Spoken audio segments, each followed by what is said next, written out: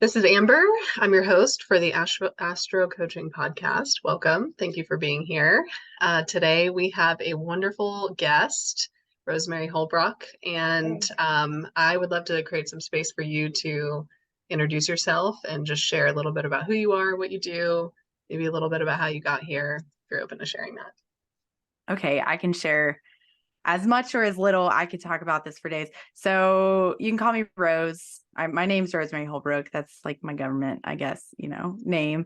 Most folks call me Rose. I am a soon-to-be yoga therapist. I actually just finished up the modules portion for my yoga therapy training, which is a big deal. I've been a full-time yoga teacher for many years. I'm also a Vedic astrologer. And I'm sure I will say more about that as we kind of talk today, but I ended up here having those titles, doing what I do for a living, because I started from like a blank slate kind of after drug addiction. After like leaving rehab, before I got really, strung out, basically, I was in engineering school. I was in a sorority. Like I just saw these things. I don't know. I'm not a sorority girl clearly, but I was. And I got really strung out on drugs. I was in abusive relationships, some out of the frying pan into the fire situations when it came to relationships. Went through sort of a lot of trauma there. And once I left it was like a 2-year long inpatient rehab program. I tried to go back to engineering school. I relapsed again and was like, okay, so clearly the traditional routes aren't working for me, like inpatient rehab meetings. I obviously tried the 12-step meetings before going to rehab. None of that really worked for me. And it was when I found my way back to yoga that I was able to find sustained recovery after a good 3 years of trying to get clean via the, I guess, more traditional routes. And so basically ever since then, my life has been an unfolding of why did that work? Why did that work so well? I'm like an endlessly curious person. And I will go down rabbit holes. And that's the rabbit hole I've been going down for several years, is why is yoga so healing? And how can I share that with others? And so that's I've made my career about that. That's the long story short version, I guess. Wow. Yeah. That's incredible. Thank you for sharing that. I did not know all that about you. And I knew some of it, but I really love hearing that because it's such a beautiful story. I feel like it needs to be documented in a book or something. It's a lot. There's a lot more to it. That's the long and short of it. But I'm sure it has been a big unfolding over many years. Mm-hmm. This has been kind of playing out, and that's just the high notes, Yes, definitely. Yes. And thank you for sharing that. And today, and I appreciate you bringing in these other aspects of what you do, because I know you really, I watch you so beautifully encompass this lifestyle of health, especially from this Eastern perspective, which I feel like you just so beautifully have mastered this diversity of an offering that you create. So I just want to reflect that to you. But I know that this is we're here on the podcast where we talk about a lot of things coaching and astrology related, but specifically, I really would love to pick your brain about astrology, because you were actually the first person that read my Vedic chart. Yeah, I remember that. Yeah. And I dabbled in it for a little bit, and I feel like as an astrologer, which I identify as one now, which I feel like the last time we talked, I wasn't quite there yet, but I come from the perspective that I really appreciate that there's so many different perspectives of looking at a birth chart. Mm-hmm. And I don't feel like one is more right or wrong than another. And I appreciate all the different perspectives. And it's just like religion, it's it's like everybody has a different way that they go about it, but it's just that that my perspective is that religion, for the most part, is I just want to grow and I want to be healthy and happy and connected to something bigger than me. And I feel like astrology kind of mirrors that in some ways. Like these are all just different legs of the same, like I want to know myself, or I want to understand the world in a different way. So what brought you to this leg of astrology, of Vedic astrology, if you're open to sharing? Okay. So it's a lot of stuff. Yeah, I resonate with that, with what you said. I remember when I read your chart, you were considering, you had somebody else offering astrology readings. And I feel like that was a thing coming up that was like, you wanted to then like be the astrologer and like step into that role. And so, but that's been a thing for me too, is like that sort of mindset block around, like a lot of people think this is really weird and like woo woo and like whatever, I don't know. So that is part of why I ended up in Vedic astrology specifically. So it kind of unfolded. I have loved astrology since I can remember. Like there's never been a time in my life that I didn't just love astrology. I was fascinated by it, but it's sort of this occult thing that people don't really get. And everybody's like, that's not real, right? Like, yeah, okay, I know. I don't really care. I see the value of it in my life, without needing to know if it's real, like air quotes, if the planets really affect us or not. Like I am literally a professional astrologer. That is like my job title. And it was also hard for me to sort of step into that role. It's a thing. It's a thing. Um, and it just like, it came from, I just always loved astrology. I saw the value in it. I was fascinated by it. And there's a couple things of why Vedic astrology specifically, and why I decided to incorporate it into like my practice and like the healing work that I do. So like I started off as a yoga teacher because yoga was so healing for me. And I was just kind of like, I don't know why, but I want to know why. And so also with this background, like I was in engineering school. I was 30 credits, which is 2 semesters away from having an engineering degree. Mm. And when I went back after rehab or whatever, I would have, I started a semester, I would have like literally that school year, I would have been an engineer. And because of my family, whatever, traditional routes, like I was doing the things that I was supposed to do. Um, but I also am like really good at math and science, and I like understand physics to like a pretty high level. Like I took, several levels of college level calculus based physics, in engineering school. And so I do like, it is kind of important to me that Vedic astrology uses a sidereal zodiac, which is more astronomically accurate. That does feel important to me. That feels like it helps with the like, this isn't real, folks. The voices in my head, like Mm. that are a valid like mindset thing for me to work through as a person who sees the value of this in my life. So that matters, that Vedic astrology is more astronomically accurate. That feels good to me.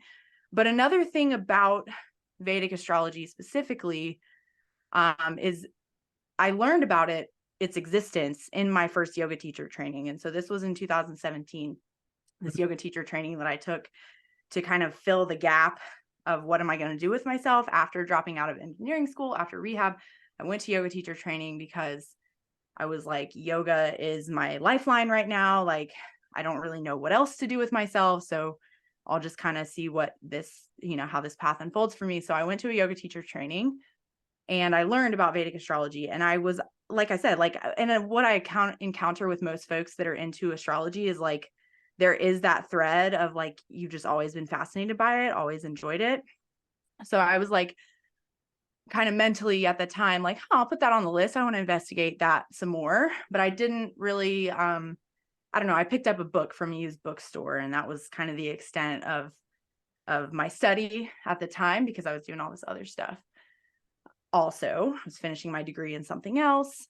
And while I was finishing that degree, I did some undergraduate research that started out related to yoga for addiction. And what that led me to was yoga for trauma.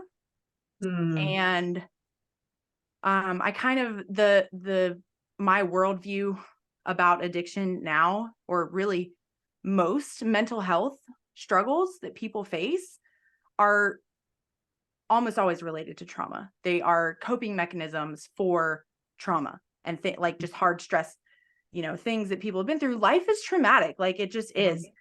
And what I discovered with that undergraduate research that I did was that the difference sort of between people that develop unhealthy coping mechanisms like addiction or other mental health, PTSD diagnosis, or a cluster of symptoms that we know as post-traumatic stress symptoms, whether or not you're diagnosable like anything. People that experience post-traumatic stress symptomology, which is things like hypervigilance, depressive symptoms, anxiety, feeling like dissociating, disconnecting from your body, these kind of things, people that experience that rather than just live a healthy life, the difference is that disconnection from the body. And so fear of the body, fear of the emotions, right, are kind of the two things. And what I learned, the mechanism for why yoga is helpful is because it reconnects people to their bodies, and to a degree reconnects them to feeling safe in their emotions. And then while this is unfolding, I'm doing this research. I'm also like, whatever, doing all this stuff, teaching yoga, like, I was still like cleaning houses I was doing a lot, it's been a long unfolding. It wasn't just like a clear path for me. But meanwhile, I was also exploring astrology more in depth in my own personal like study and practice, and learning about Vedic astrology and all this stuff. And then, the pandemic happened, I had kids, like whatever. I realized that astrology gives me the emotional awareness piece in a way that yoga kind of does. But when you marry the two, which is what I do now, it really encompasses that regular practice of what emotions are coming up for me, sort of dancing with my own shadow, like what is my internal experience and how does that land on my body? And it sort of is a complete system. The way I look at astrology in general is a complete system to sort of leaves no stone of your human experience unturned. You know what I mean? Like it just, even if you just follow the new and full moons and how they move through the signs throughout the year, like you will have examined every sort of facet of your human experience by the end of the year. If you do that for like 1 year, and then when you start diving down all the other rabbit holes that astrology has to offer, it's a really deep self-awareness, emotional awareness practice. And so that's kind of where I'm like, don't really care if, Vedic astrology is known as the science of light. So there's some people will try to justify, and they'll be like, well, the light of particles, photons, shit of the planets must affect us, like whatever, maybe, but I don't need to know personally. I don't need to have an answer. Some people do. Like what I was saying is like, it's valid that there's a lot of voices out there and thoughts and opinions that can trickle into our awareness and make this feel like not a valid path or a valid thing to study. But I just can tap into the value that it's provided in my life and feel okay with not knowing if it's real or not. Right. And so then one more thing about Vedic astrology is like, it just pairs more easily with yoga for me because it's the same myths, it's the same stories. It's really easy to see how it fits in like a puzzle piece with yoga and with teaching yoga. So those two things, like how well it marries to yoga, it just is a perfect fit. And the fact that it is more astronomically accurate are kind of the reasons why Vedic astrology specifically for me. But I didn't even know it existed before my first yoga teacher training, so yeah. Yeah. Thank you for that. Wow. I love the way you worded so many of that. And I really would love to hear your perspective, just to break it down for anyone who maybe doesn't know what a Vedic astrology is, or maybe has heard of it, but is like, I would love to hear your perspective of like, if somebody doesn't know what it is at all, like what is your perspective of what Vedic astrology is?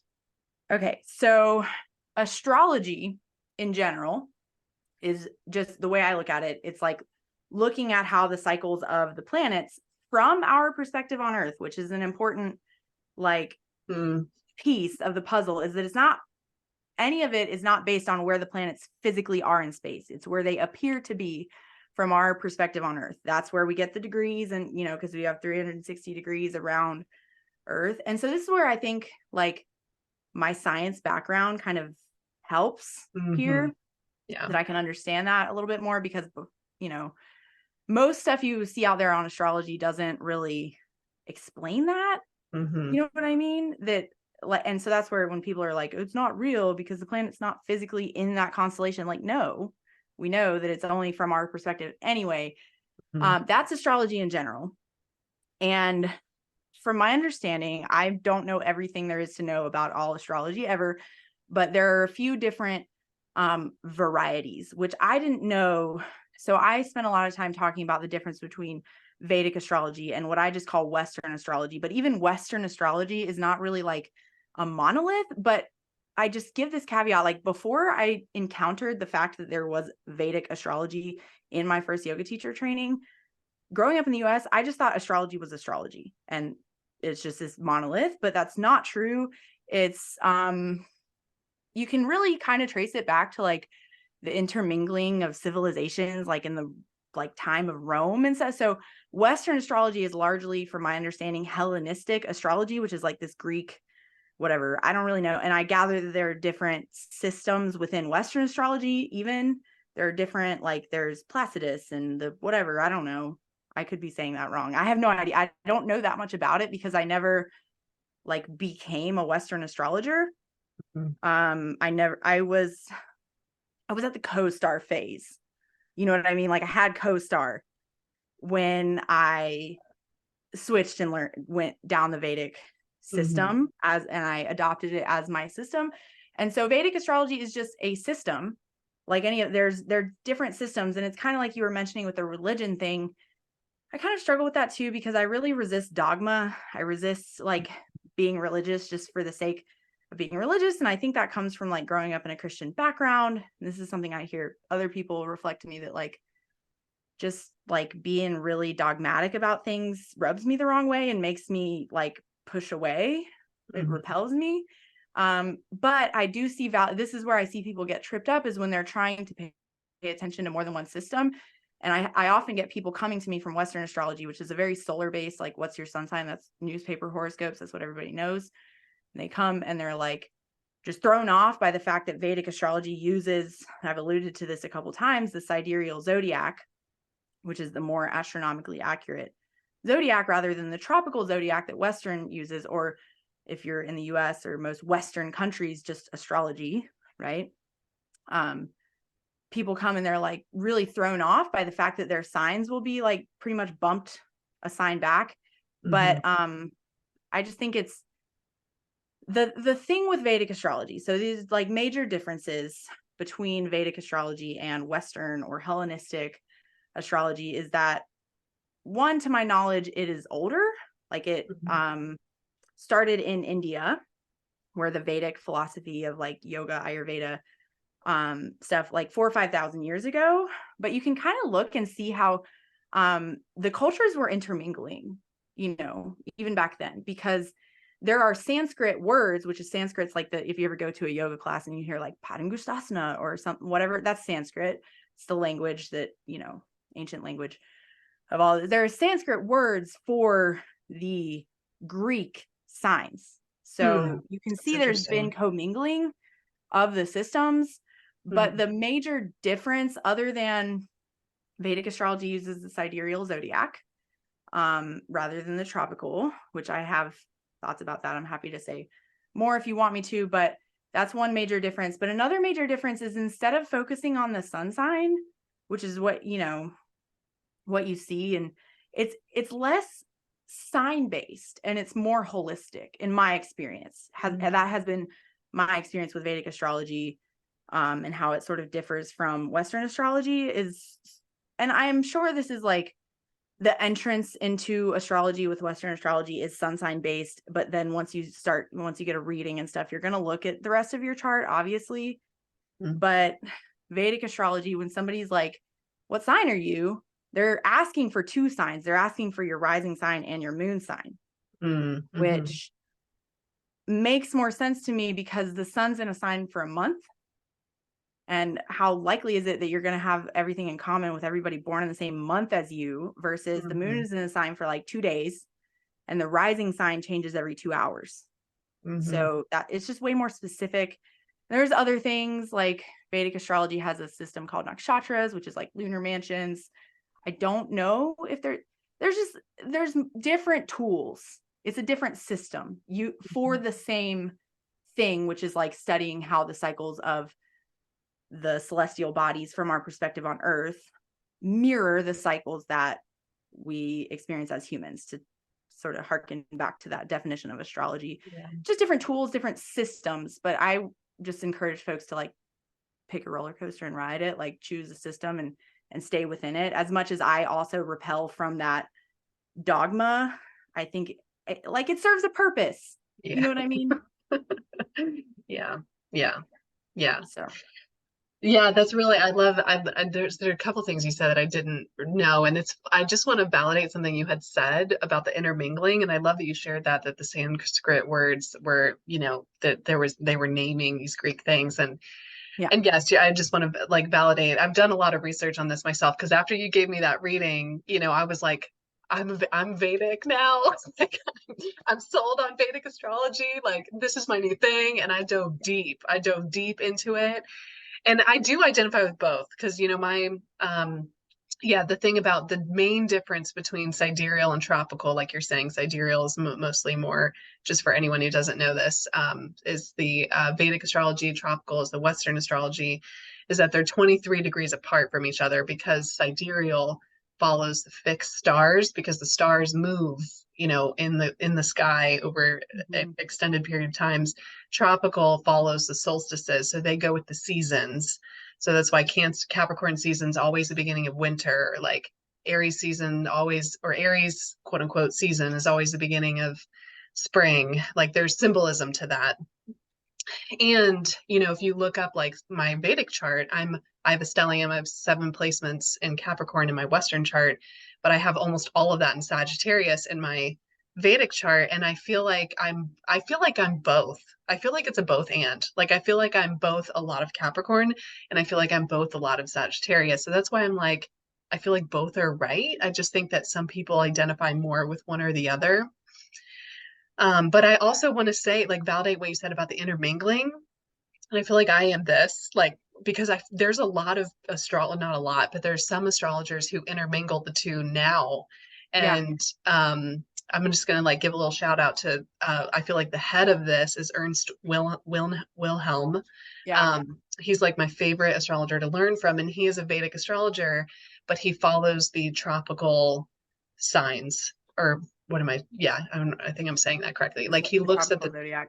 Yeah, the tropical zodiac. Yeah. So but I feel like that's me. That's what I'm moving towards, is like the Vedic perspective in the tropical zodiac. But and I've also seen people do sidereal zodiac with the Western system because they've already learned the Western system, but that piece of like it being more astronomically accurate. So they just take the sidereal zodiac and apply it to the Western system, which I think is fine. But I also like just the whole perspective I take about it is like, it's all the whole thing. The like reason to do it is to like amplify your self-awareness. And as long as you're achieving that goal, like who cares? You know what I mean? But also just wanted to say a piece about, you mentioned that like because I hear this all the time. People are like, well, this is why I use the tropical zodiac because it mirrors the seasons. But when you take Vedic astrology and yoga and then Ayurveda that I'm briefly touched on as a whole system, Ayurveda sort of encapsulates that season piece. So it's just like another layer. I don't know. But that's one thing I've noticed is like we're connected on social media, obviously, like, and so I try not to like follow too many Western astrologers because it's like I just need to stay in my lane, like pick my roller coaster and ride it kind of thing. But like, I'm not going to disconnect from you on social media because I want to be connected with you. But I noticed that our interpretations are the same, even when we're like, because that's why I'm like taken as a system, as long as you're operating within a system, the system's going to work and you can trust it. You know what I mean? Mm-hmm. It's when Yeah. I see people getting too much in the weeds of like one thing rather than taking the, can't see the forest through the trees type thing. Yes. Yes, totally. That people Yeah. get like lost in the weeds and messed up. Mm-hmm. But when you kind of apply the whole thing as a system, it works either way, Mm-hmm. is what I see.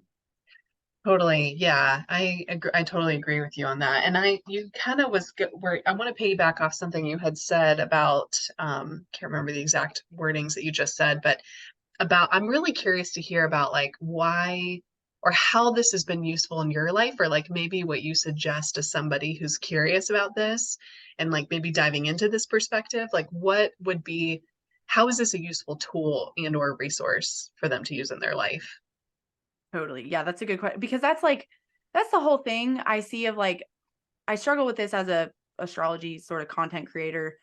Um, like, do I want to teach people like the dogma of the system, of like, well, actually, well, technically it's this and this tool means, this is the right way to do it. I don't like that because I don't think it matters. You know what I mean? Like I think it's the point rather than being the best at the system or whatever. The whole point of any of us doing it, myself included, is like I was mentioning earlier, is to amplify our emotional awareness and to be really honest with ourselves about, maybe some of the harder aspects of our being and our way of showing up in the world and whatever, is to have a complete system to look at that.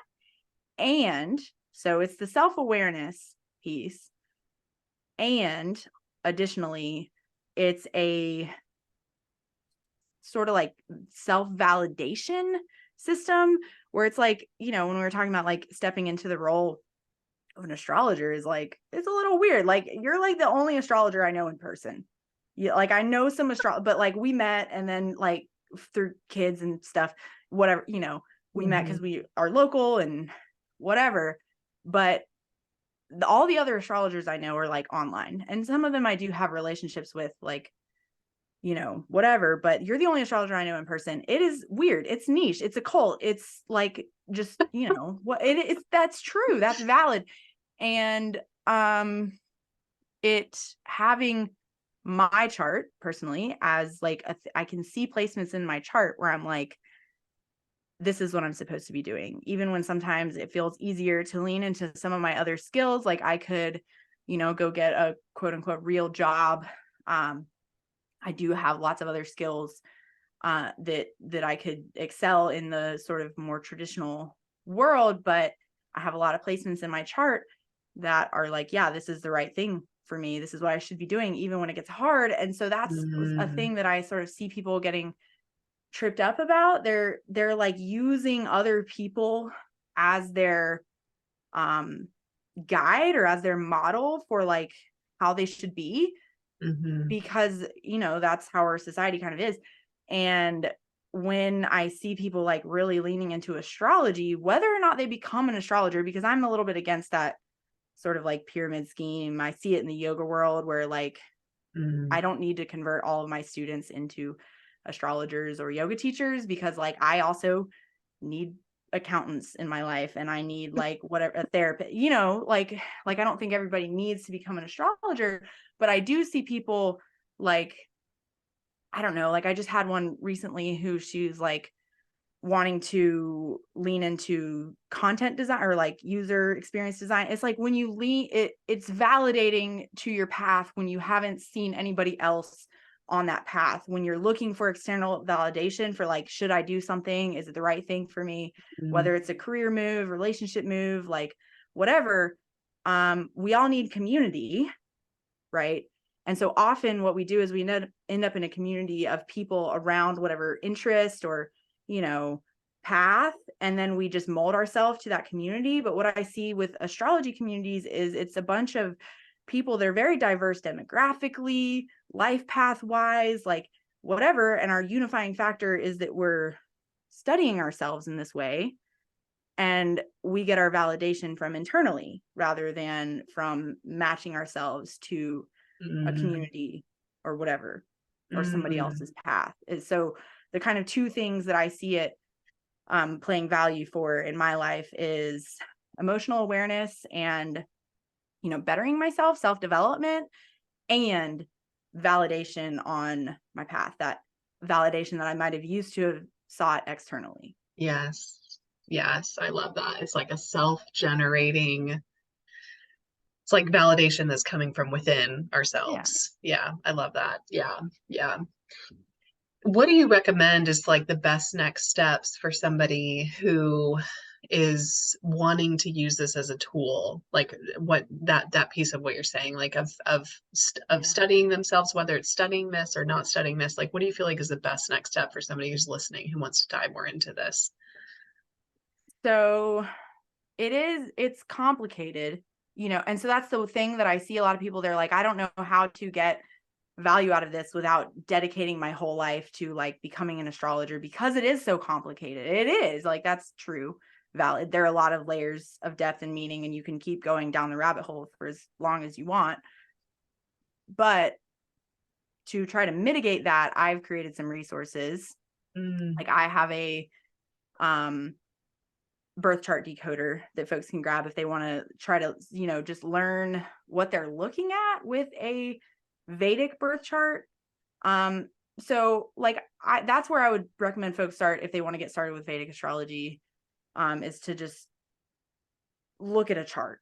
But in general, with any astrology, the, I guess, advice that I would give people is like, try not to get in the weeds. Like, approach it as like an energetic, take what resonates and leave the rest, with a careful lens to that, where you're not just leaving something because it points to something that you don't really want to look at, right? Like, there's that piece of it. mm, But I just, you know, you don't have to see the whole staircase to take the first step, kind of thing.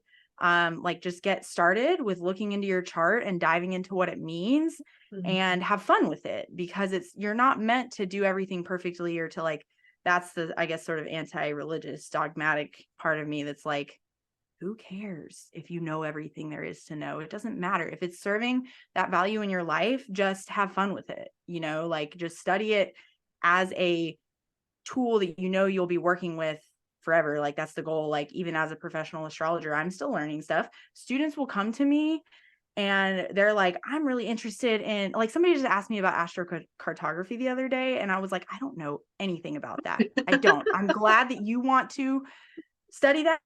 Like, please do. But I think that's also sort of the trauma informed piece of me. I'm like, I don't have to be, it's non-hierarchical to me. Like, I don't mm, have to know everything to know that my role as an astrologer is helpful. I don't have to know everything about everything. And so that's what mm, I would give to people getting started too, is like, you don't have to know everything about everything to start getting use out of this in your life. You, like, just fall, like, tap into your intuition and just constantly ask yourself, does that feel true? Does that feel useful? What can I do about that? How is this pattern serving me?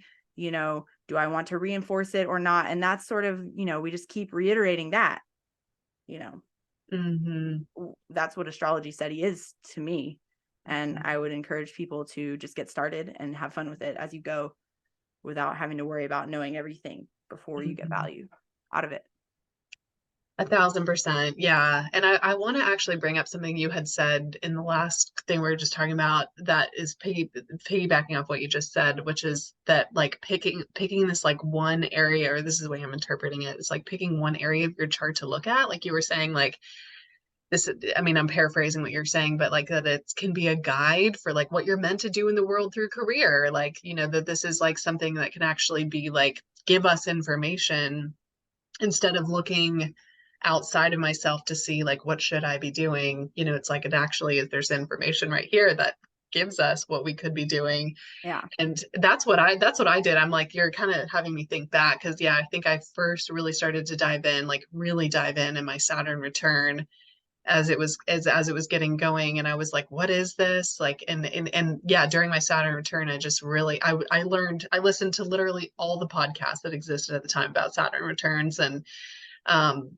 yeah, and Yeah. then even, yeah, it's funny because I'm like thinking, I'm like, yeah, I've looked at Jupiter in my third house, like in Leo, like I'm like, I've looked at that, I'm like, I've dove into that, or like I've dove into Venus conjunct my Neptune, like I've dove into that, so it's like just learning one little, yeah, to what you're saying, like taking one little bite at a time just to like learn this thing about myself. Yeah, because it's so complex and multifaceted. And that's where I see people, they're like, what does it all mean? And they feel like, and I'm like, just take what resonates. Like different things will come up at different times as it feels relevant. You'll be like, oh yeah, that's my Rahu and Scorpio again.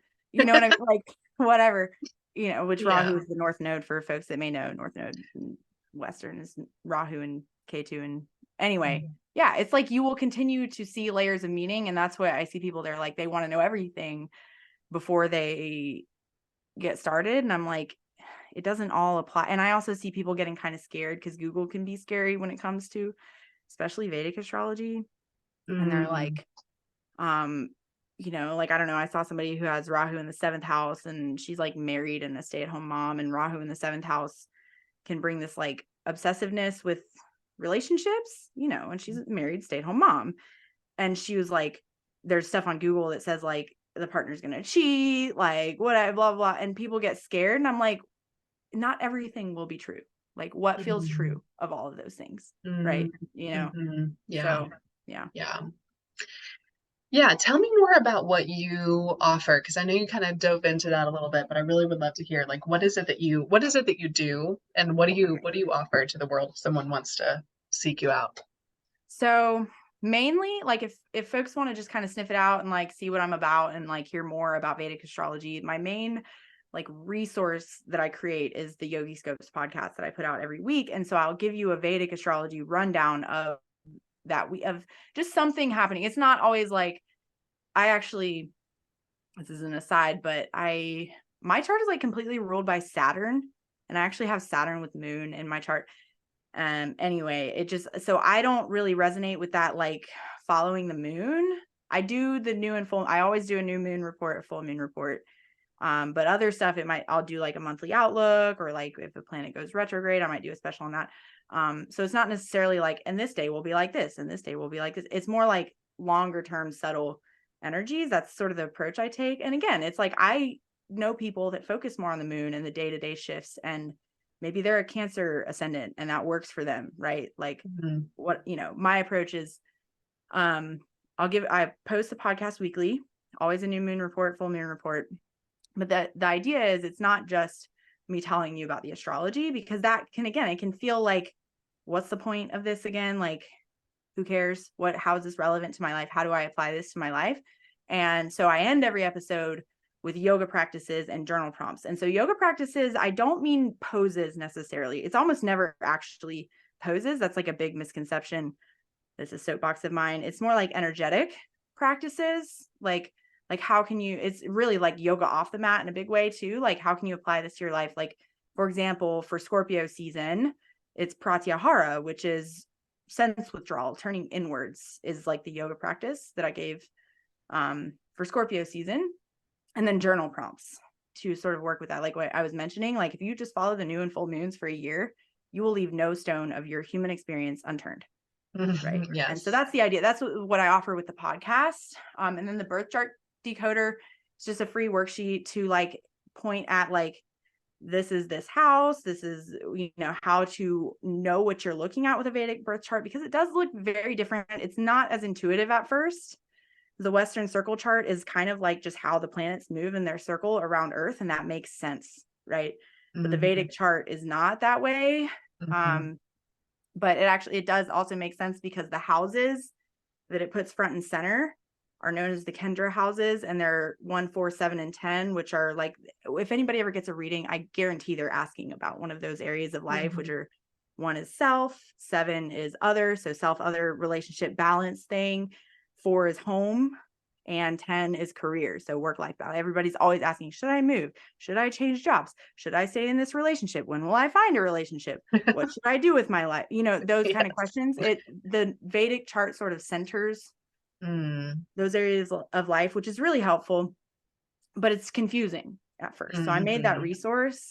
And then, I offer readings, as does any astrologer. What kind of astrologer would I be if I wouldn't read your chart for you? Because it is complex, and I will probably more easily see the intricacies and nuances. But I also, I mean, I offer a trauma-informed Vedic Astrologer certification.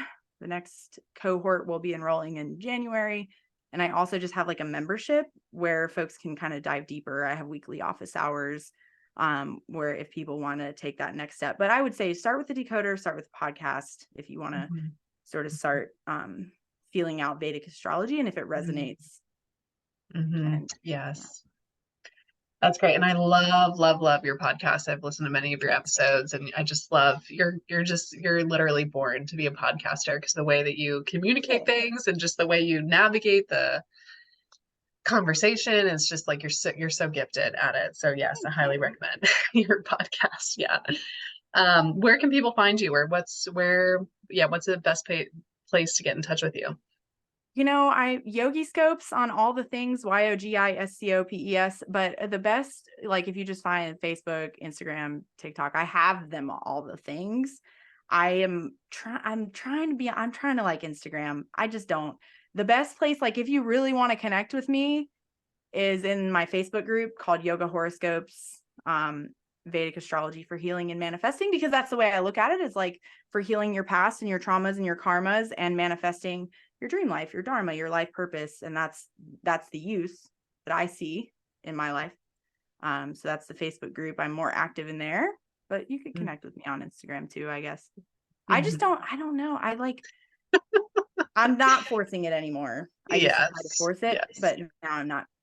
So yeah, that would be all the platforms have their own personality. You know, I'm trying to get that way with YouTube right now. I'm like, I really want to like YouTube, but Instagram's my thing. Like I've always loved Instagram, but you know, the other ones I'm like, meh, you know, but everybody's, it's like their own personality, but yeah. Totally. Yeah. Thank you so much for being here. This conversation was so fruitful. Yes, go ahead. Shameless plug for you, though. The episode that I had you on my podcast, and I think this is before you were really stepping into the role of astrologer, but you were telling me about the movement of Venus. You like blew my mind with that on that podcast episode. It's out there. I don't know, like if you want to link it or whatever. But that, and you probably talk about it in your own set. Like people that are listening to your podcast probably heard you talk about that, but wow, you like talking about like I still like you taught me something there. So thank you. I appreciate you saying that. I actually have not created a podcast about it yet or a YouTube video or anything, and I should do that because I'm for anyone who I will link it, but just to give a little short brief description is that we go into the orbit of Venus and all about Venus and her cycle, and I'm a total Venus nerd. Like I definitely think I came from whatever planet Venus is and whatever, because I am obsessed. And way before I became a quote unquote astrologer, I've always, just like what you're saying with the following the cycles of the moon, like I like to follow the cycle of Venus, and she has her, I mean, all the planets have a cycle, but the cycle of Venus really speaks to me. So I'll link that episode because it's a good one. It's a good one. Yeah. Well, thank you so much for being here and this fruitful conversation. You're such a wealth of knowledge, and I love everything you've created and just how much you've, risen from the ashes of your own life personally and stepped into this like dharma. This is your dharma, so you heard the call and you're doing it. Yeah. All right. Well, thank you so much. And thank you everyone for listening. I will link Rose's information in the show notes. And if you want to reach out to me, I'll have that information in the show notes as well. But thank you so much. And I hope you guys have a great rest of your day. Thanks for having me. Thank you.